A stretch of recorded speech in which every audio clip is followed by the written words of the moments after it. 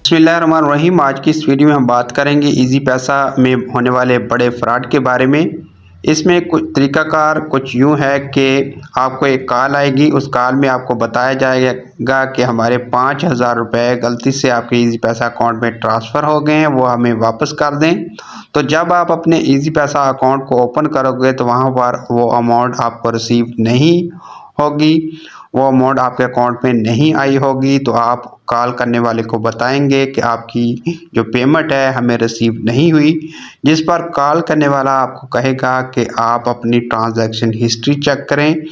जब आप अपनी ट्रांजैक्शन हिस्ट्री चेक करोगे तो वहाँ पर जितनी अमाउंट कॉल करने वाले ने आपको बताई होगी, फॉर एग्ज़ाम्पल अगर आपको बताया कि 5,000 तो 5,000 का नोटिफिकेशन वहाँ पर आपको देखने को मिलेगा। वहाँ पर आपको एक्सेप्ट, कन्फर्म या अप्रूव का ऑप्शन देखने को मिलेगा, जिसको आपने हरगिज़ एक्सेप्ट, कन्फर्म या फिर अप्रूव नहीं करना। अगर वहाँ पर आप उस ऑप्शन को ट्रांजैक्शन हिस्ट्री में जो नोटिफिकेशन है उसको अप्रूव कर लेते हैं तो आपके अकाउंट से 5,000 रुपये या जितनी अमाउंट का वो नोटिफिकेशन होगा उतनी अमाउंट फौरी तौर पर कट जाएगी।